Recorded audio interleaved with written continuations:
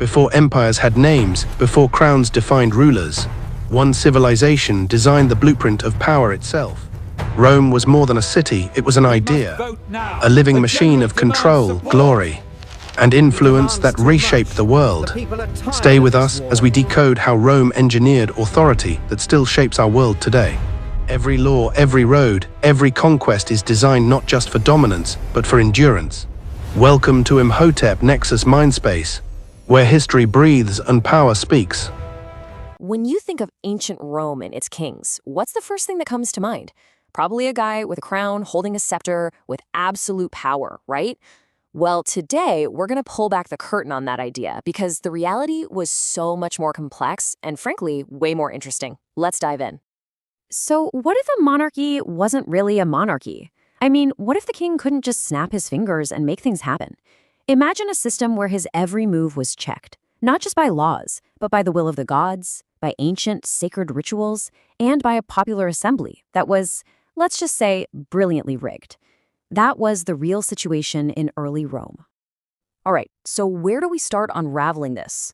Well, the first piece of the puzzle, and maybe the most important one, wasn't political at all. It was religious.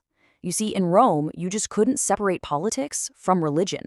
They were two sides of the same coin. The real gatekeepers, the ones who held the keys to all legitimate power, were the priestly colleges. And let's kick things off with a group that was totally unique, the College of the Vestals. We're talking about an all-female priesthood, a group of just 6 priestesses who had one of the most critical jobs in the entire city, keeping the sacred flame of Vesta burning, eternally. If that flame ever went out, oh boy, that was considered a sign of absolute doom for Rome. And get this was not some weekend gig. Becoming a Vestal was a 30-year commitment. Think about that. They started as young girls, and look at this structure. 10 years just learning the ropes, 10 years actually performing the sacred rites, and then a final 10 years passing all that knowledge down to the newbies.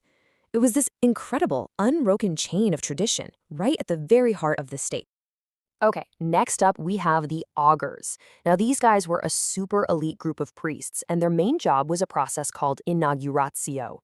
This wasn't just about, checking the flight of birds to see if you should have a picnic. No. This was the real deal. This was about officially confirming that any major state action, like appointing a new king, had the thumbs up from the gods. And that's why they were so incredibly powerful. This quote just nails it. They were like a prehistoric constitutional court. They weren't just giving advice, they were the ultimate gatekeepers of legitimacy. If the augurs said no, if they didn't give that divine green light, the whole political process just stopped. Dead in its tracks. No inauguratio, no power. Simple as that. So, that's internal power. But what about foreign policy? How did Rome deal with its neighbors?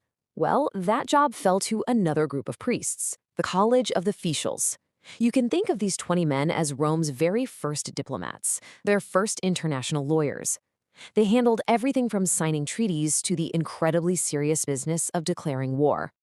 And they had a massive say in it. Before the Senate could even dream of sending legions on the march, the Vestals had to give their blessing, declaring it a bellum justum, a just war.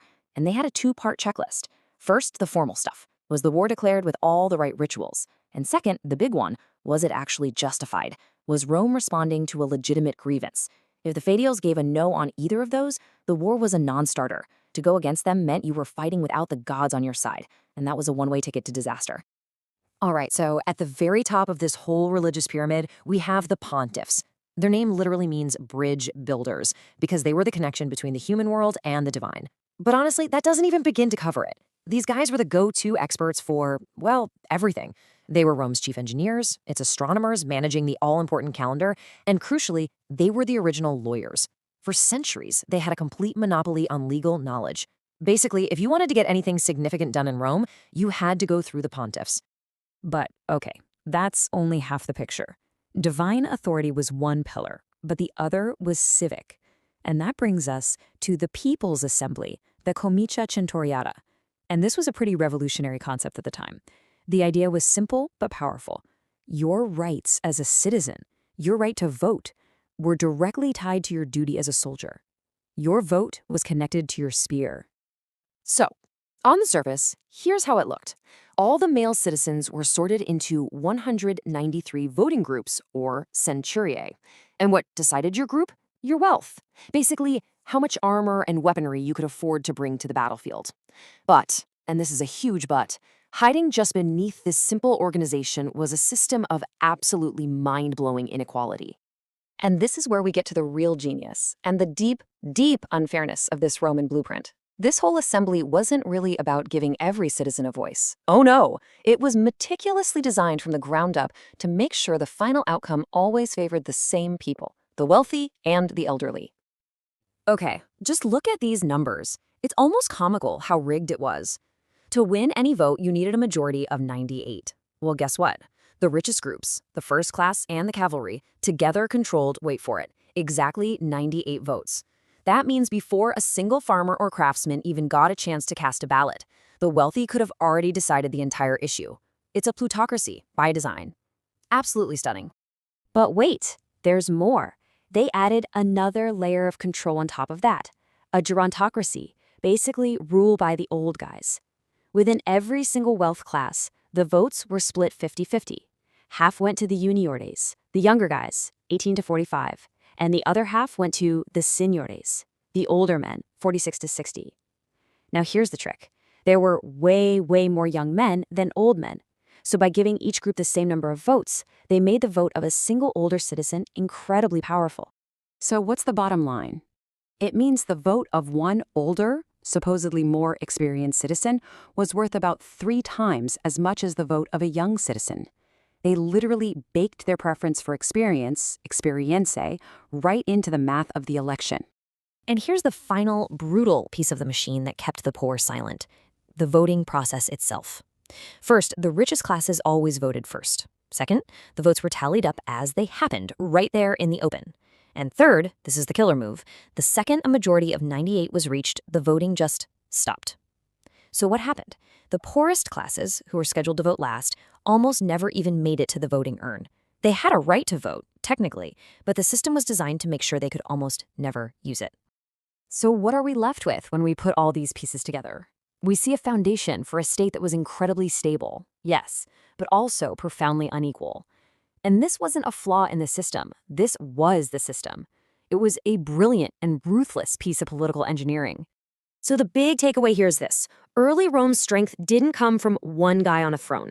It came from this really complex, really clever balancing act. You had the absolute authority of the gods on one side, managed by priests who controlled everything. And on the other side, you had what looked like a democracy, but was actually a finely tuned machine for making sure the elite always came out on top. This system, this ingenious and unequal blueprint, gave Rome the stability it needed to build an empire. And that leaves us with a pretty big question to think about, right? If Rome had a hidden blueprint for power, what kind of hidden blueprints, what unspoken rules and cleverly designed systems might be shaping our own world today? Every empire leaves a shadow, but Rome left a structure, a pattern that still guides how nations rise, rule, and fall. In our next lesson, we uncover how the philosophy behind law and governance evolved, how thought itself became the foundation of justice. Stay curious, stay awakened. And if this journey moved you, join the Nexus, subscribe, share, and continue the quest for understanding, because every mind that questions builds the future.